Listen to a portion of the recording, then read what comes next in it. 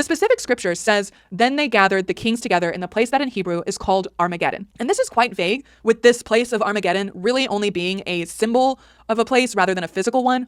But apparently it gets evangelical Christians all hot and bothered for Judgment Day. Here's the point I'm trying to make. Many evangelicals believe that before the world ends, the Jewish people must fully reclaim Israel, rebuild the temple in Jerusalem, and face war with their neighbors. Groups like Christians United for Israel, CUFI, founded by John Hagee, poses as an organization with a focus on combating anti-Semitism.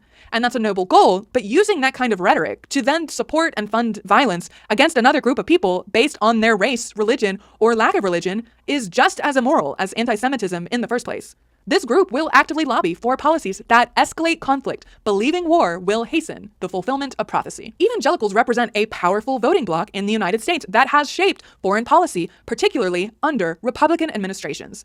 Ronald Reagan, George W. Bush, and Donald Trump all had strong ties to evangelical leaders and based pro-Israel policies on religious motivations at most, and at least used religious motivations to justify their pro-Israel policies. Trump's 2017 decision to move the United States Embassy to Jerusalem was heavily influenced by evangelical advisors who saw it as a necessary step toward biblical prophecy. The same evangelicals who supported Israel often promote Islamophobic narratives too, seeing Muslims, especially Palestinians, as obstacles to God's plan.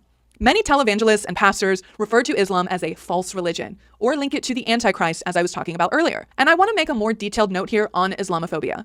I am in the sphere of deconstruction from high control religions, particularly patriarchal Abrahamic ones. That is the content I make, that is the subject I have the most experience and authority in, and that is the work I'm most passionate about. Now, I focus on calling out the harm and violence brought about by the organized religion of Christianity specifically, and I do this for three main reasons. The first is, that is what I have the most experience in. I can talk about deconstruction from Christianity in my sleep, and I can help people who have been traumatized by that religion, no matter their specific denomination or version they were brought up in. Secondly, I focus on Christianity because I am here in the United States, where Christian nationalism has a hold on power in our government. We are seeing political leaders buddy up with evangelical Christian leaders to hold sway over the voting preferences of the Christian congregation, often at the expense of marginalized communities. This is a dangerous system that I will continue to identify and critique.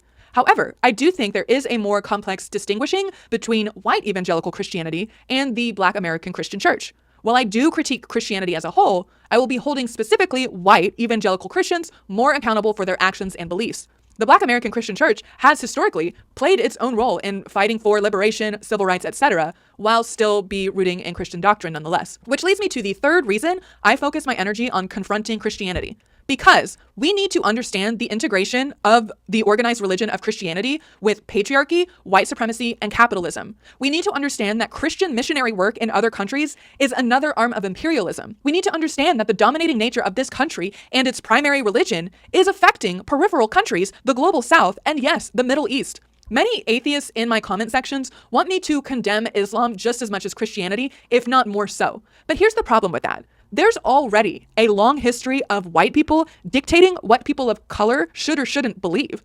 And there's a difference between critiquing religious violence and participating in racist power dynamics. To make sweeping condemnations of all Muslims is to ignore the very real legacy of Western imperialism and the ways many Islamic communities are reacting to and resisting against centuries of occupation, surveillance, and systemic targeted violence. To be clear, I do not condone religious violence in any form, but it is false and frankly dangerous to pretend that Christianity is somehow less violent than Islam.